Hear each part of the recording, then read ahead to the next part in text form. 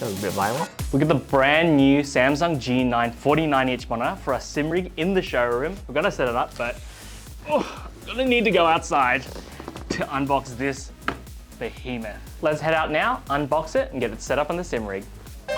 We're now in the Aftershock showroom. That's the sim rig behind me that we're gonna put on. Friends there at Next Level Racing. It's in the F1 configurations. I'm in the Australian Grand Prix fever. What I'm excited about with this brand new Samsung G9 monitor is not just that it's 49 inches. I mean, it's huge. Like, it's almost half the size of my body there.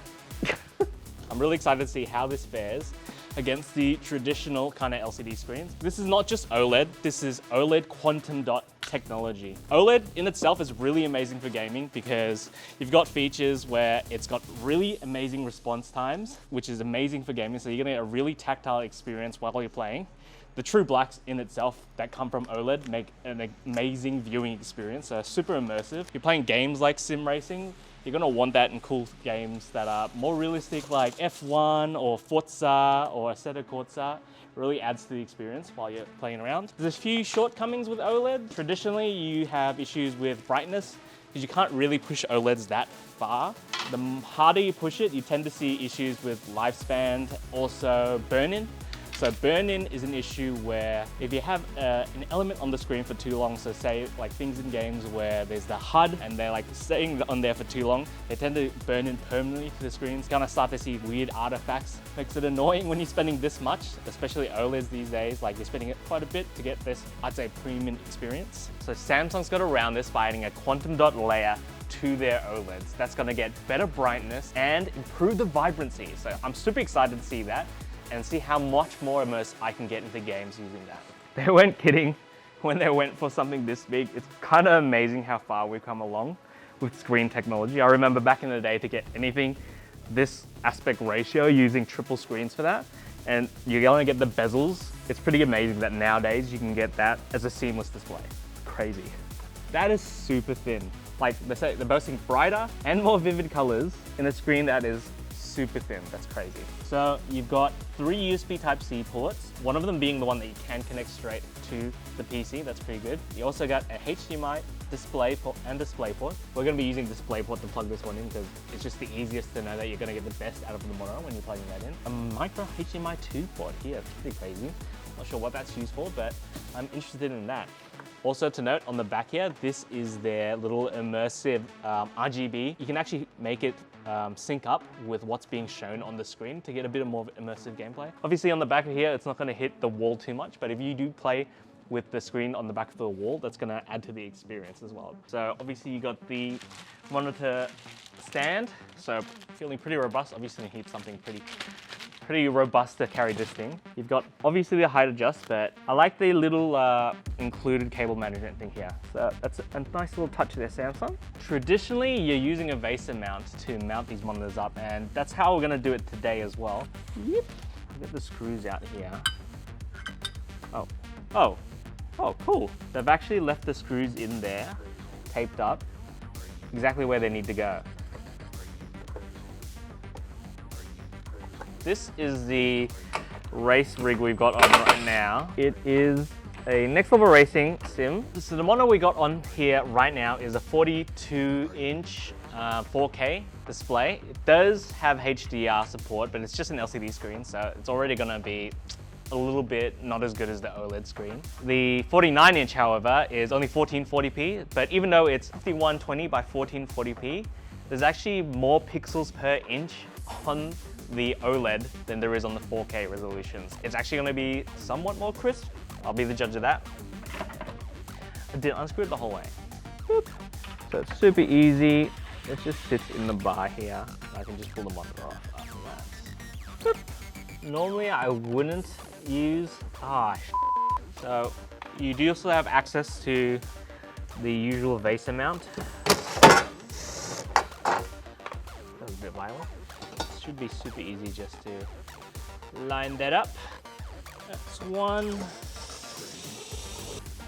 Yep, super easy to put it on by yourself, but obviously I recommend you do it with a friend if you have any friends. My only friend is recording me right now. That's one. That.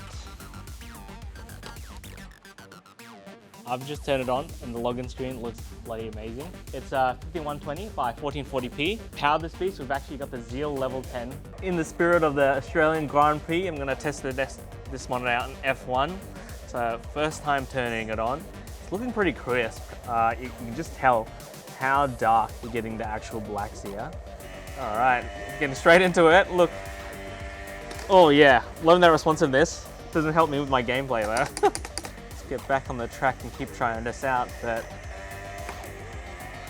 first impressions is, I am really loving the colors. Like you can even see between the real LEDs in real life and then the LEDs in the game.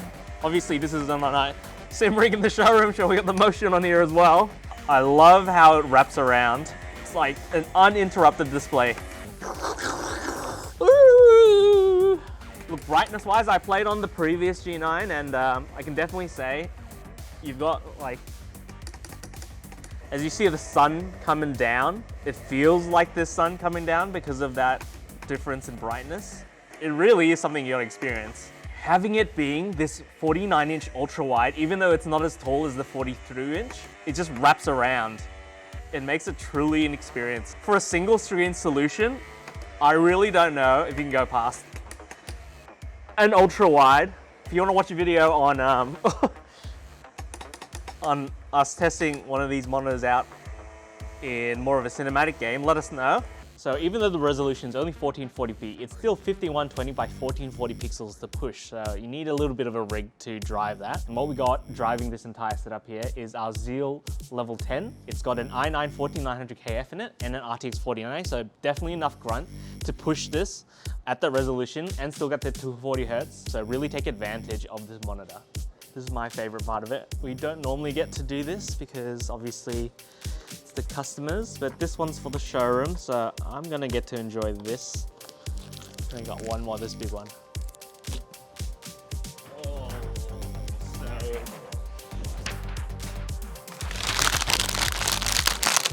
so... We've got Carl here, he's our resident sim racer. He's gonna give it a go and let us know his thoughts on trying out the new monitor.